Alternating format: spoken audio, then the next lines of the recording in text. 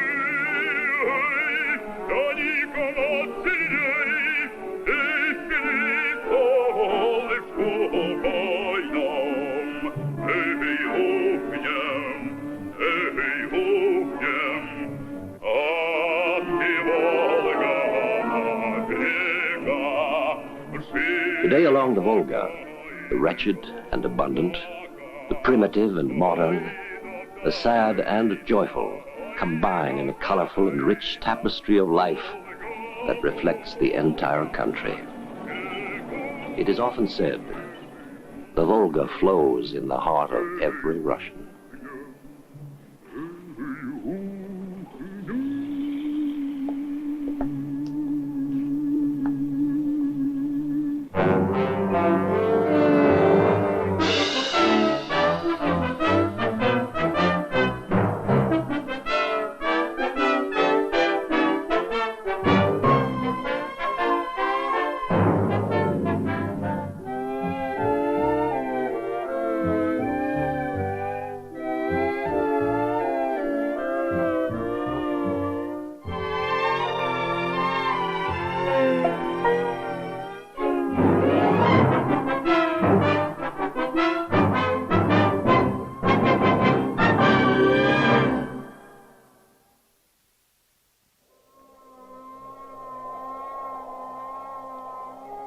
To Russians, the name means holy.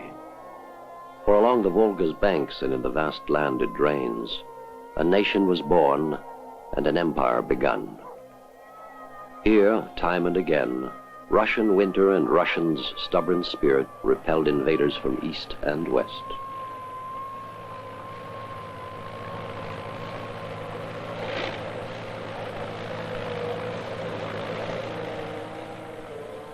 In the gently rolling Valdai Hills northwest of Moscow, a small wooden chapel with traditional hand-carved decorations stands as a symbol of old times and old ways.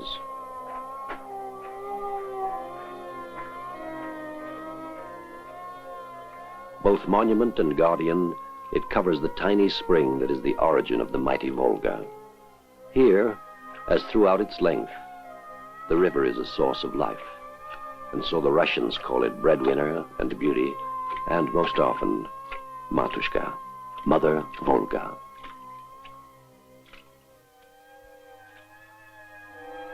Like a sleeping giant, the frozen river lies quiet for nearly half the year. It is a time to rest and prepare for the seasons of growth and harvest.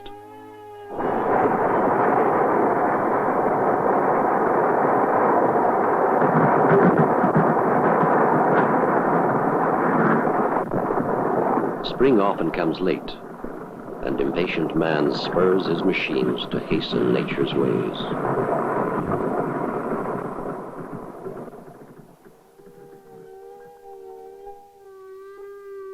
In the many big cities along the river like Gorky, rising temperatures elevate the spirit, and city streets bustle with renewed vigor.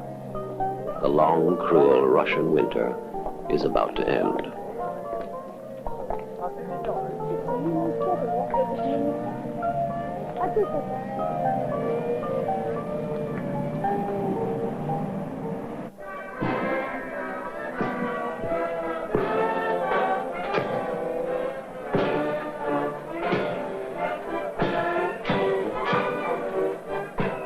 22nd, birthday of V.I. Lenin, founding father of the Soviet Union.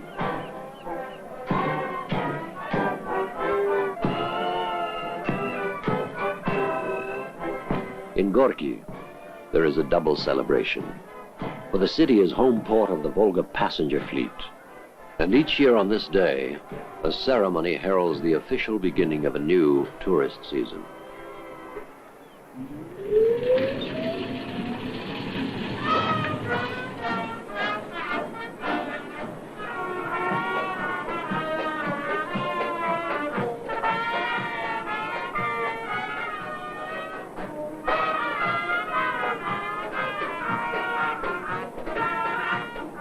The honor of being first to sail always goes to the flagship of the Volga fleet, the diesel-electric-powered Lenin. During the next 6 months, the Lenin and some 50 other liners will cruise the river between Moscow and Astrakhan and return. A round trip of 4,000 miles takes 20 days.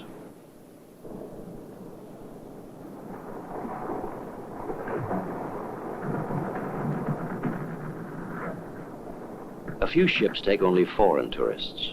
Most, including the Lenin, carries Soviet workers on vacation. With the chilled first voyage of a new season, we embark on a composite journey seeking the essence of the river and the nation through whose heart it flows. In the words of a Russian proverb, you haven't seen Russia unless you've seen the Volga.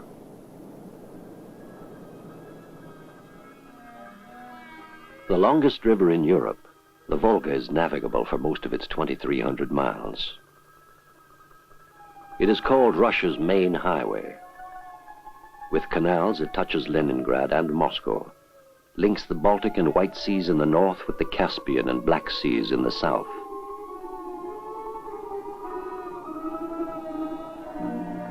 At times, a cruise along the Volga seems almost like an ocean voyage. Man-made lakes stretch as far as 30 miles across, water as far as the eye can see. One must imagine the Mississippi, Hudson, and Ohio all rolled into one to get an idea of the Volga's role in Russian history, culture, and industrialization.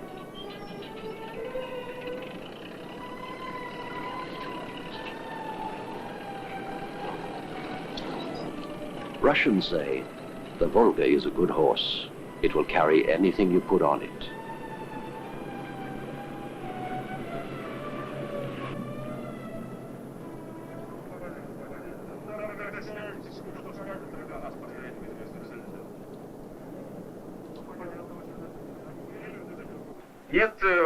Captain of the Lenin since 1965, Vladimir Kirillov feels a special relationship with the Volga. He says, I was born, raised, and educated on the river. I met and married my wife on the river, and I became a communist on the river. I love the Volga like a person.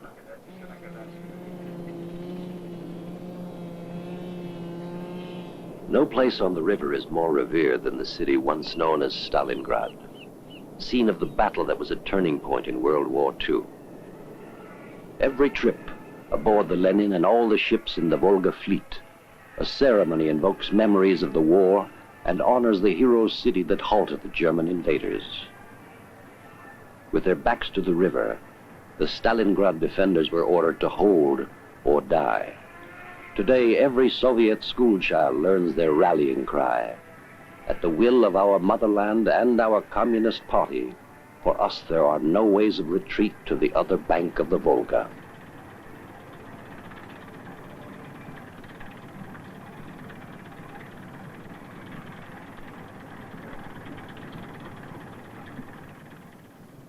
Totally destroyed during the war, Stalingrad was rebuilt, and in 1961, after new leaders denounced Stalin and his crimes, it was renamed Volgograd.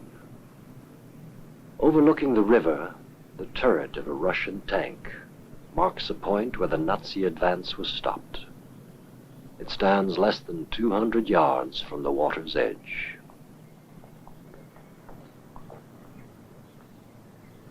In early May 1976, One of the veterans of the battle returns to Volgograd for Victory Day ceremonies.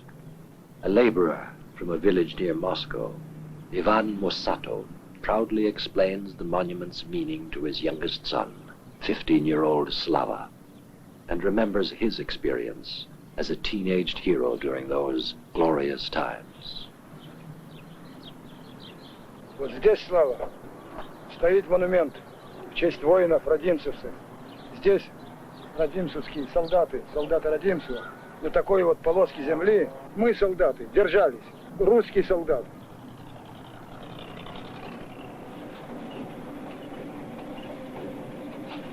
Although reconstruction was swift, one ugly wound was not allowed to heal.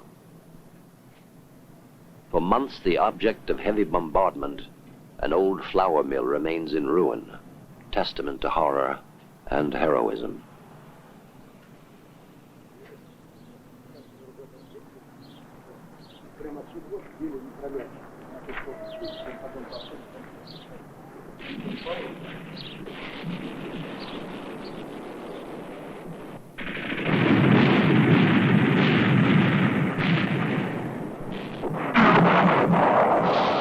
The Battle of Stalingrad raged for 6 months in fall and winter of 1942 and 43.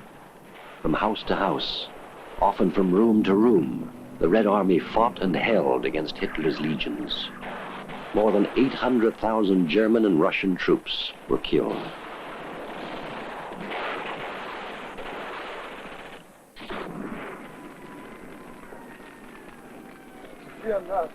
Наши воины, в том числе и моя дивизия, оборонялись на такой полоске земли. Видишь, вот до Волги. This Victory Day weekend would bring together many men who had shared unspeakable trials in defense of their homeland. Совсем немножко. Александр Емельянович. By chance, Ivan Musatov again encounters his commanding officer, retired Colonel Alexander Serkov, now 75 years old. Нельзя плакать. Нельзя плакать. Чего? Ну как это плакать? Перестань. Ну перестань. Serkov's left arm was crippled in the war. His wife and 2 sons died of starvation. Ну как живешь? Хорошо. Вот приехал с сыном, садовый сын Славка. А ты самый младший? Самый младший. Я в 6-й. Еще в армии не служил? Нет. А, нет, еще. Сережка. Пятый. Пятый служит. Пятый. Пятый служит в армии. Это 6-й. Видите, да. Как жена? Все, очень хорошо. Жизнь в 74-м, да. Потому что сейчас уже... Scores of battle dead lie buried in the grassy slopes of Mamayev Hill, guarded by a militant figure representing the motherland. 170 feet high, it is the tallest freestanding statue in the world. It is Victory Day, May 9th. Enormous crowds constantly stream in and out of the huge memorial complex that covers Mamayev, a center of the Stalingrad fighting. Ivan Musatov has met another old comrade in arms, Antonina Nyenenkova, and together they will pay their respects to the fallen heroes. As they approach the Hall of Military Glory, their reminiscing ceases. Like so many of their generation, they are haunted by memories made no less painful by the passage of time. Every year, millions travel to this hall to pay their respect. Seeming to struggle toward the sun from the depths of the earth, a huge hand holds an eternal flame in tribute to the thousands of heroes whose names line the walls.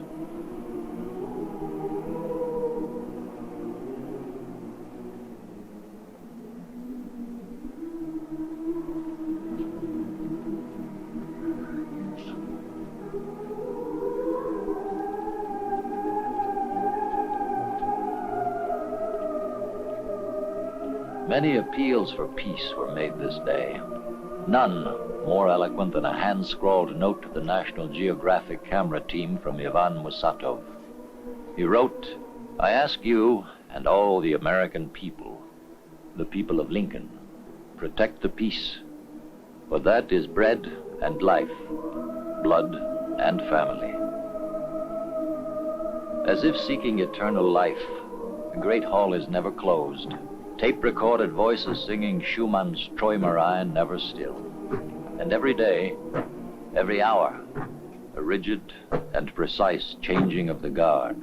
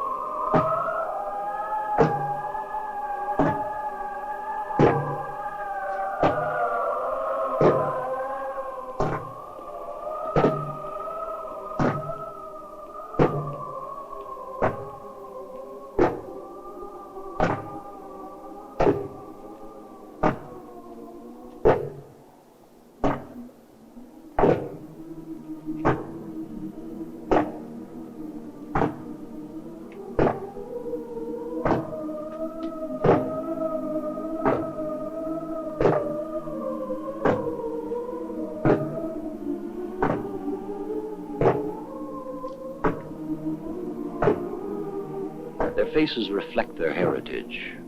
1,000 years of suffering, climaxed by a war that took 20 million of their lives, almost 12% of the country's total population. Scarcely a family was untouched. Passed along to new generations, the memories are not allowed to die.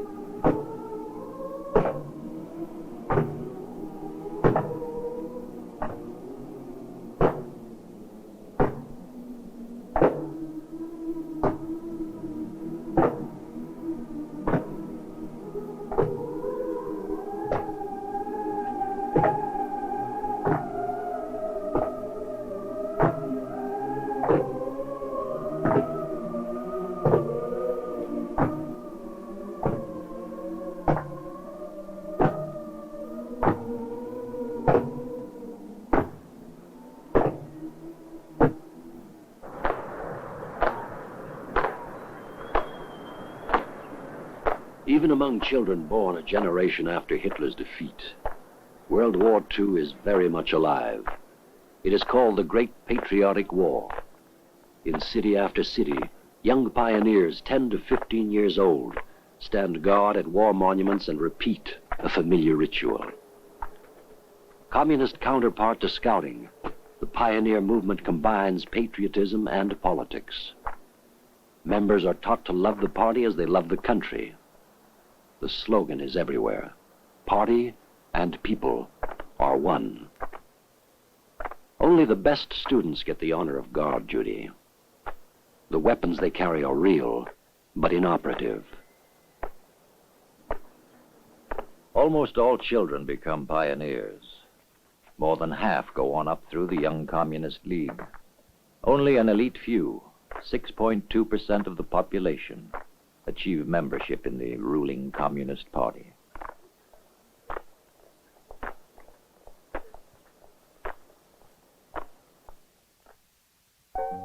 In a rare concession, Soviet authorities allowed the National Geographic team to spend several days aboard the Lenin. Usually, foreigners may not travel aboard a ship carrying Russian vacationers. The radio officer's wake-up call begins a typical day. Radio programs, ship's announcements, and recorded music will follow almost continuously until late evening.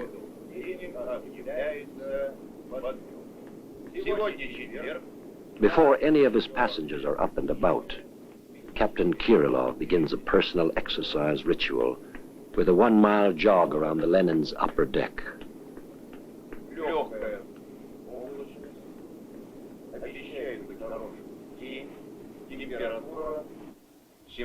градусов, а сейчас мы включаем последний известный.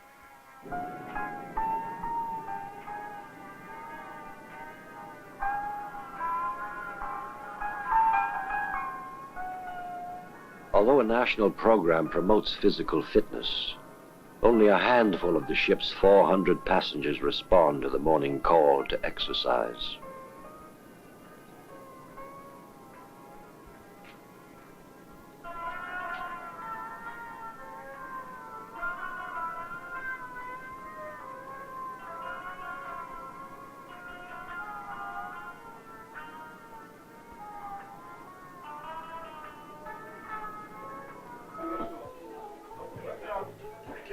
Soviet workers often get a cruise or other excursion as reward for exemplary performance on the job and in the community.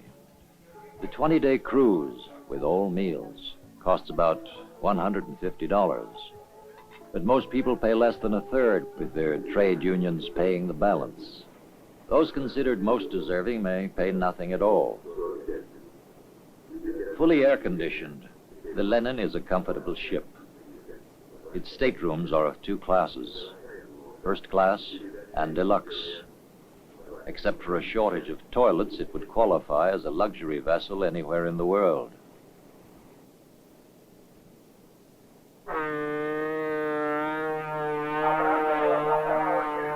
During the warm summer months, the Lenin stops at some of the many beaches along the Volga. Stringent measures to control pollution keep the river safe for swimming.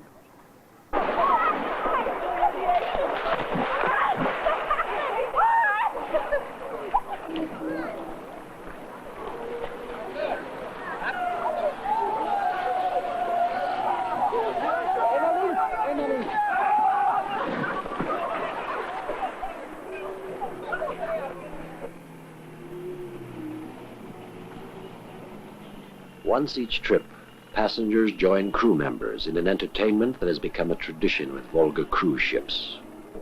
Thousands of miles from an ocean, they mimic the Neptune ceremony familiar to all who sail across the equator. The spirit of good fun seems undimmed by the knowledge that few Soviet citizens can aspire to the real thing.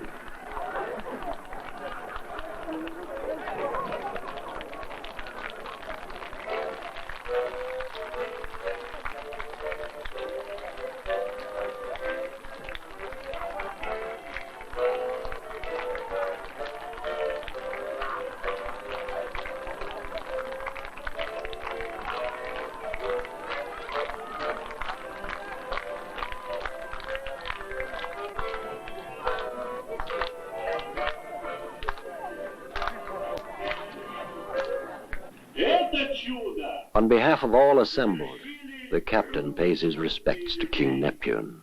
Им подвластно все на свете, как и светлости твоей.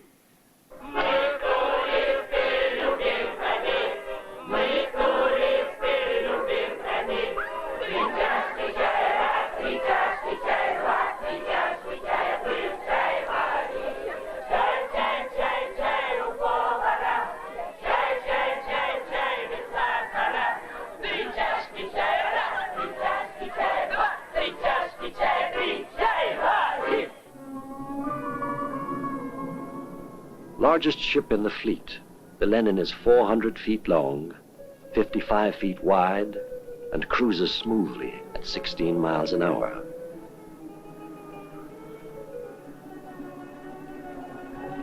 Shipboard entertainment is strictly Russian. Movies, concerts, lectures.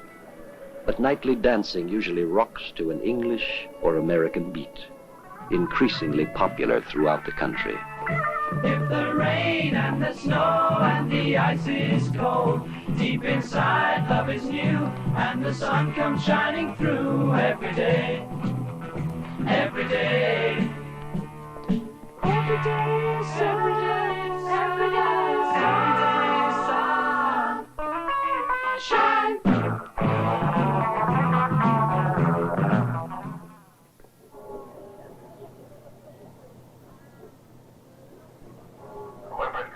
Shore excursions offer a tour of Russia's past.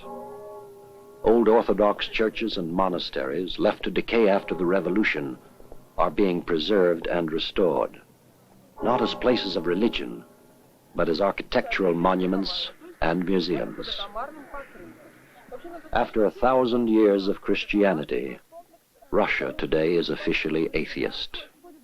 Its constitution proclaims both freedom of religion and of anti-religious propaganda.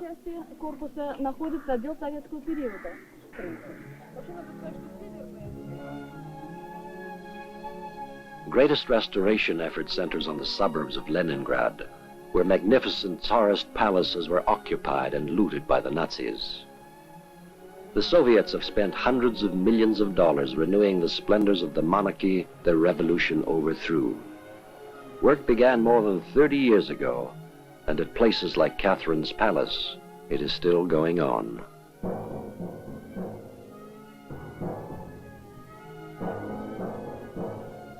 The palaces were built as symbols to show the world that Russia, just emerging from centuries of backward isolation, could emulate and surpass the glories of Western empires. Now, the Soviets have had to train a new generation in the old painstaking techniques of Western European artists and craftsmen. The goal has been not mere copying, but faithful reproduction. One artisan said, "We must forget what we know of modern methods and materials and try to imagine ourselves working as apprentices at the feet of the old masters. Only in this way can we learn their feelings for color and form."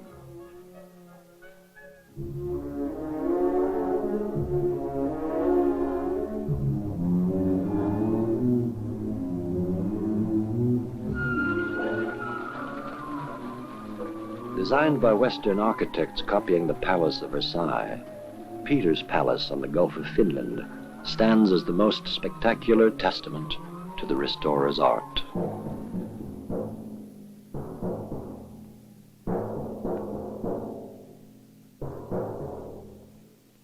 Needing dollars and other Western currencies, the Soviets promote the palaces as dazzling tourist attractions.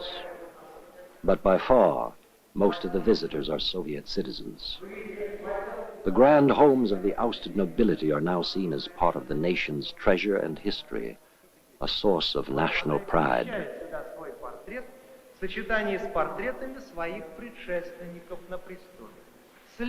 Once these places belonged only to a few people, they are often told. But under communism, they belong to us all.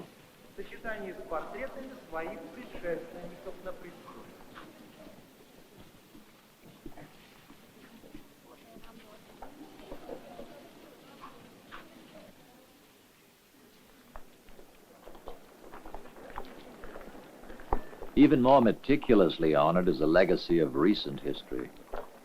Vladimir Ilyich Lenin is revered, worshipped, in ways that Westerners find hard to comprehend. His birthplace on the Volga and his family's various homes have become shrines, and millions have made the pilgrimage.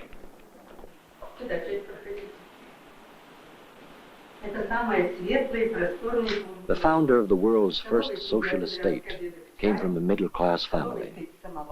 His father was a school administrator, a well-paid member of the educational establishment of his time. Lenin turned revolutionary while a student, and his university classroom today stands as yet another shrine.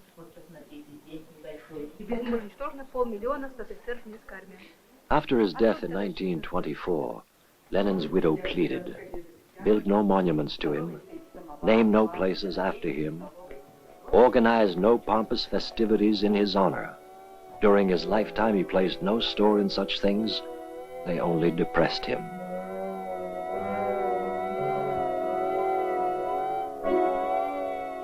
Seen all over the country, the sign reads, Lenin lived, Lenin lives, Lenin will live.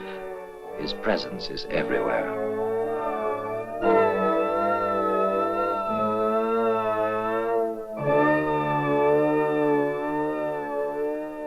Although he died only 6 years after the revolution, Lenin made a monumental impact on world history. Soviet reverence of him has no counterpart in the West. It's as if Washington, Jefferson, and Lincoln were combined in one individual and given the religious aura of a saint.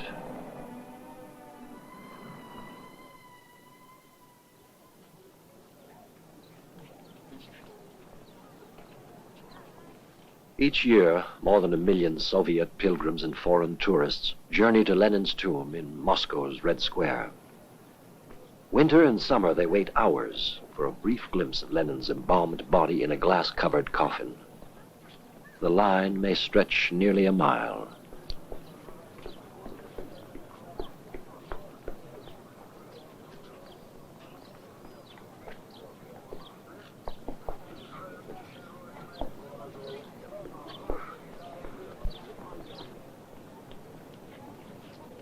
Lenin called his Communist Party the mind, honor, and conscience of our epoch. Today, the party's leaders who govern in his name proclaim his teachings the highest achievements of human thought, and solemnly declare that he is worshipped by working people throughout the world. The mausoleum is held sacred. Zealous security guards sternly scrutinize everyone in line. Photography inside is strictly forbidden. One official picture has been published. Thus, Soviet atheists seem to be creating their own deity, singing his praises in a well-known poem. Lenin is now the most live of all living, our weapon, our knowledge, our power.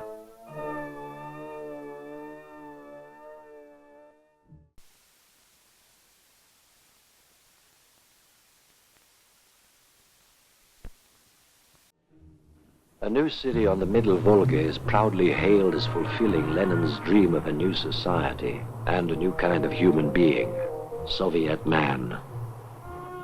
A modern city of 500,000 sprang up almost overnight on what had been empty land.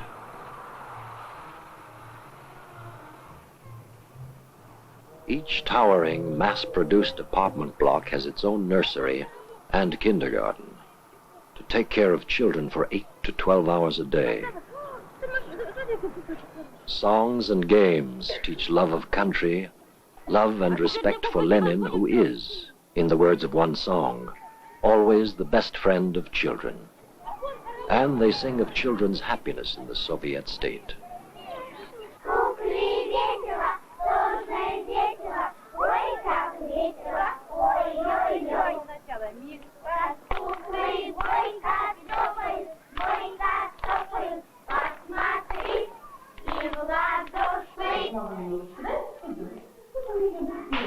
The nursery accepts babies from 1 year old. Almost from their first steps, the children learn to live in groups. According to a Soviet teaching manual, the objective of educational work in socialist society is the formation of a convinced collectivist, a person who does not think of himself outside society. From cradle to grave, Russians are imbued with the collective ideal and Marxist-Leninist theory.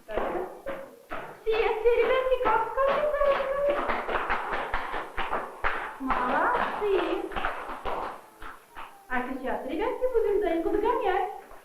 Кто догонит? Сегодня, зайка? Ну-ка, давай, побери. И поймала, мама. И, ребятки. А сейчас зайка сидит и посмотрит на нас. Хорошо? Поберите, пожалуйста.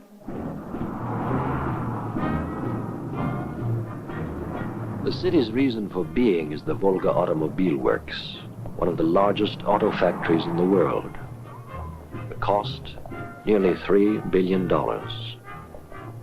Prime contractor for the plant was Fiat of Italy, and the city is named Togliatti in honor of the late Italian communist leader.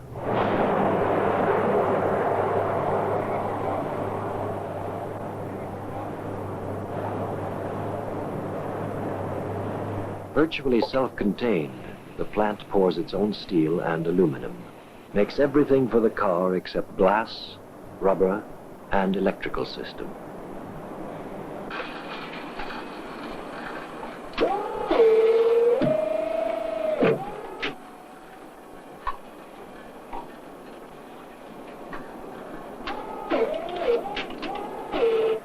Women comprise nearly half the workforce, do all but the most strenuous jobs, and get equal pay for equal work. Wages are relatively high, an average of $216 a month. In Togliatti, as throughout the country, rents are low, about 5% of income.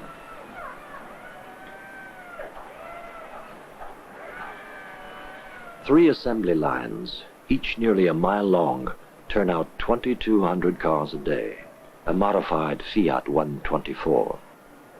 Not many Russians own cars, but the number is growing.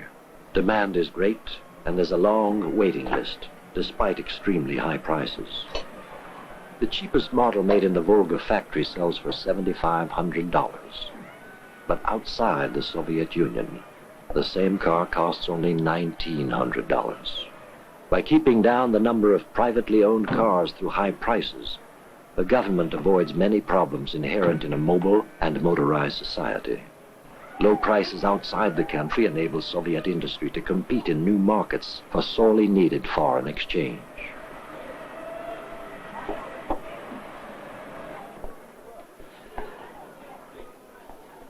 Most workers take their main meal of the day in a factory dining room. A 4-course lunch costs about 50 cents. Factory jobs have attracted young people from all over the country. Average age at the plant is 26.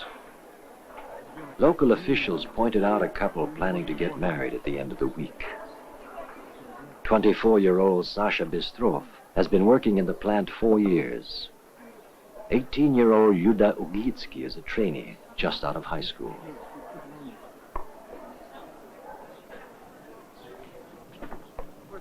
Almost all their time together is spent in public places. One reason is a housing shortage that makes privacy all but impossible. Another is a long-standing Victorian tradition outwardly unchanged by the revolution. Lenin preached a stern moral code and labeled immoral behavior as bourgeois. He said self-control is not slavery, not even in love.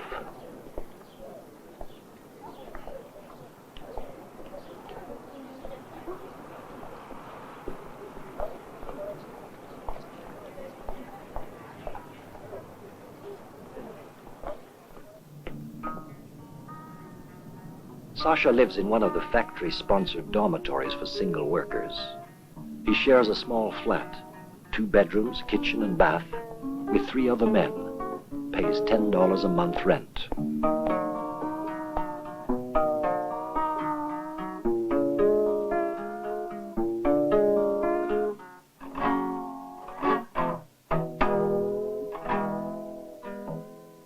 Although officially a factory worker, Sasha seldom goes to the plant.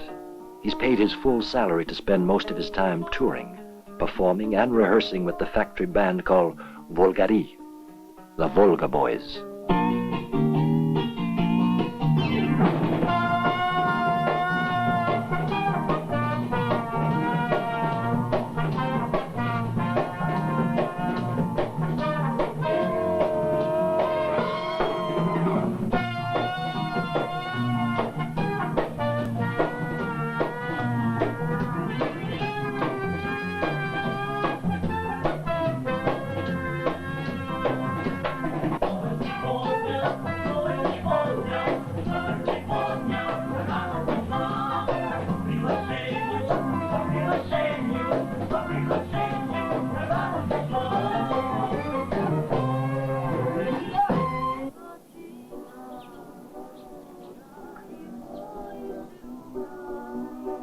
Yuda lives with her mother, a local Communist Party official.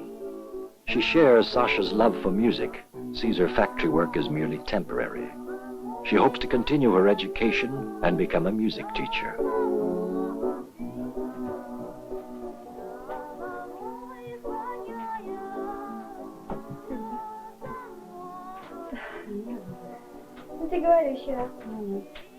A long white wedding gown is but one of many old traditions that live on in the new Soviet society.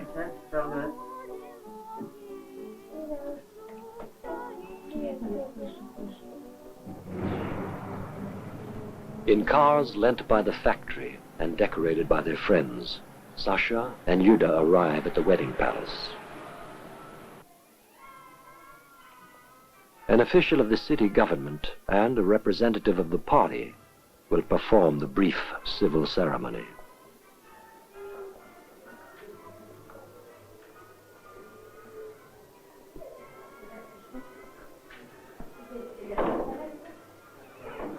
There are no vows, no religious overtones.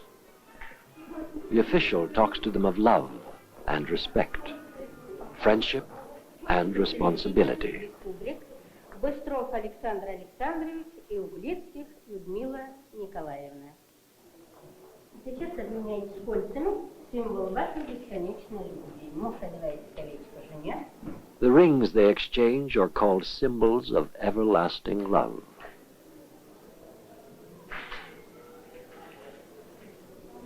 Жена мужу.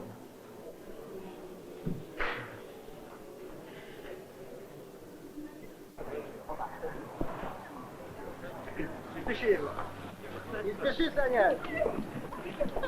Вот так.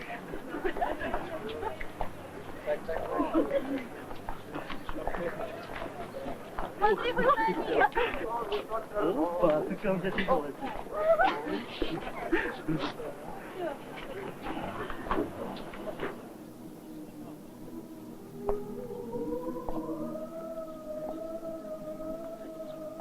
A memorial visit to place flowers at the local war monument is a relatively recent custom. Officially encouraged, it is observed throughout the country.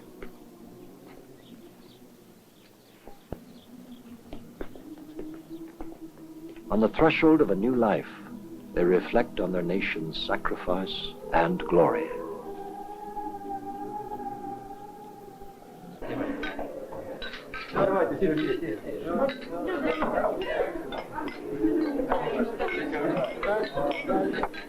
Пожалуйста, за жениха и невесту. Нет, за последнего скорее.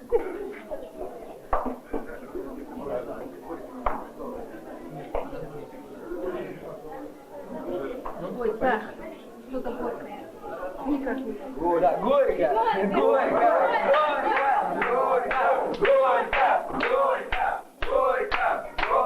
Gorka, Gorka. It means bitter, bitter. Another old tradition. The vodka is bitter, but the newlyweds' kisses will make it sweet.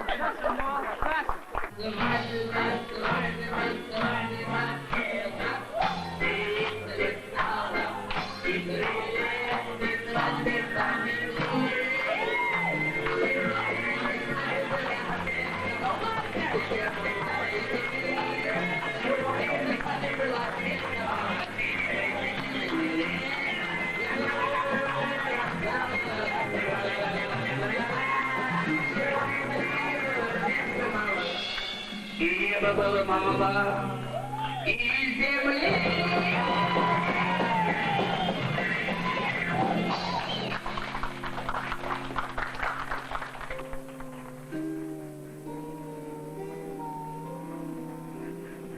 The look of old Russia dominates the rural areas, where some 100 million Soviet citizens still live. About 200 miles upstream from Tolyatti, the village of Marie Lubovaya. The homes lack plumbing, and water must be carried from the Volga. But there is electricity. Most of the residents have television. Houses belong to the people, but the land is owned by the state.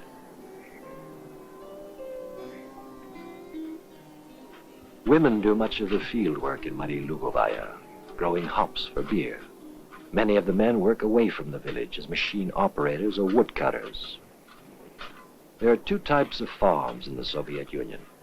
Collective farms, where workers share in the risks and rewards of their labor, and state farms, where everyone is an employee receiving a guaranteed wage. Marie Lugovaya is a state farm. The average pay is $125 a month.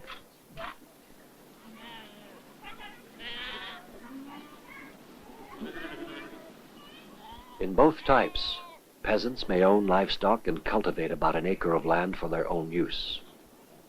There are no restrictions on disposition of the animals or the crops. It's estimated that up to 25% of the food consumed in the Soviet Union comes from private plots, which occupy less than 3% of the cultivated land.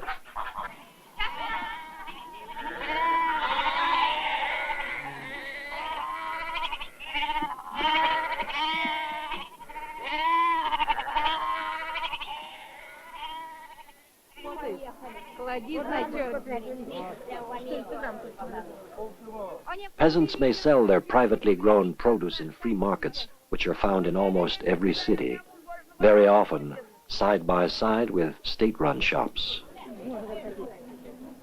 Waiting in line to buy some food items is common in the Soviet Union. Shortages are officially acknowledged and attributed to drought or other natural disasters.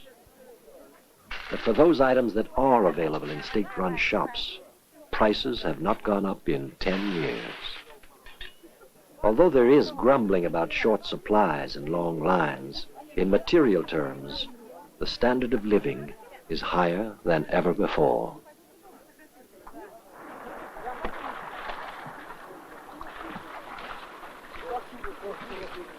Near the mouth of the Volga, in the region around Astrakhan, the Russians reap a rich harvest. The several varieties of sturgeon whose eggs become caviar, a delicacy associated with aristocracy since the days of ancient Greece. Huge nets, up to half a mile long, haul in the sluggish, bottom-feeding fish which live in the Caspian Sea and swim up the Volga to spawn.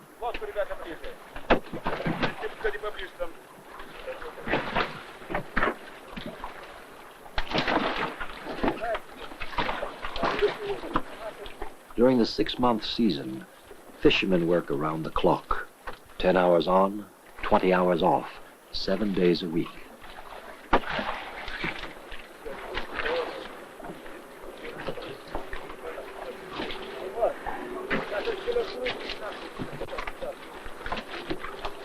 To process the catch on the spot, several factory ships operate along the Volga fishing grounds. According to gourmet lore, eggs must be removed as soon as fish are caught to have properly exquisite taste. Clubbing the fish minimizes blood in the abdominal cavity.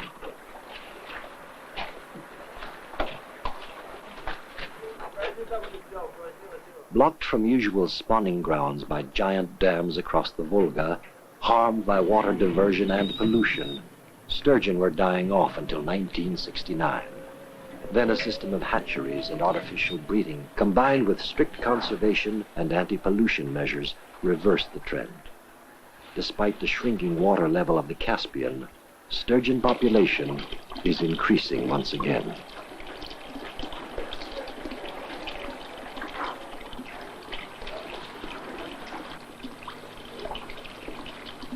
The roe makes up about 18% of the fish's body weight. Researchers are trying to find ways to suck out the eggs, keeping the fish alive for further production. The time-honored process of converting raw fish eggs into caviar is surprisingly quick and simple. The fresh roe is washed and strained to remove blood, fat, and membrane, then salted and packed. But every step must be performed gently in order not to break the delicate tiny eggs known as the black pearls of the Caspian. The Soviets export most of the caviar they produce, largely to capitalist countries for capitalist prices. In the United States, Russian caviar sells for about $100 a pound.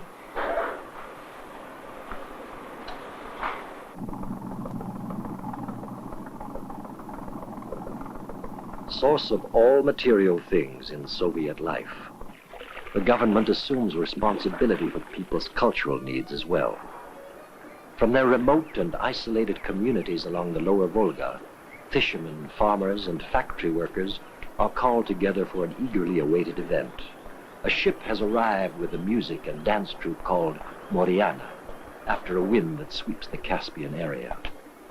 The ensemble of 80 artists is but one of several companies employed by the Regional Department of Culture to bring entertainment to far places.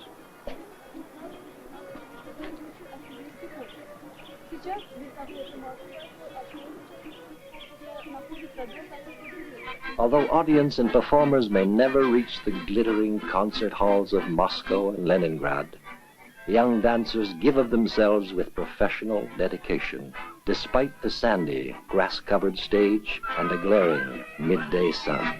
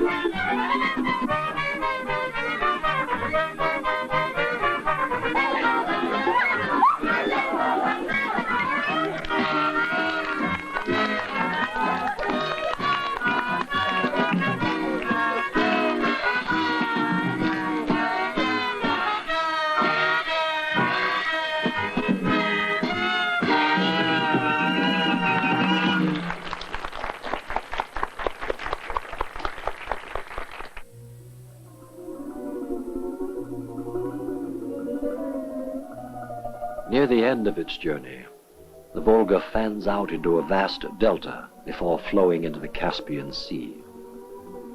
The river's grassy fingers teem with fish and bird life. Great areas of the delta have been set aside as the Lenin State Astrakhan Reservation, about 180,000 acres. When the sanctuary was first authorized by Lenin in 1919, the demand for feathers for women's fashions had almost decimated the bird population. Now, at times, there may be 10 million birds or more. The reserve is located on the flyway from Arctic Siberia to southern Africa, and its inhabitants change with the seasons. As summer ends and migrating flocks continue their way south, frost sets in, and an eerie yet beautiful autumn light bathes the land. Far to the north, near the Volga's source, the snow that eventually supplies most of the river's water again is falling. Soon the river itself will lie frozen and still. The Lenin and all the fleet locked in icebound moorings. As the Volga and its people calibrate time, another year has ended. Again, it is time to rest, for they know the words of a Russian poet. The toil will be forever over the eternal river.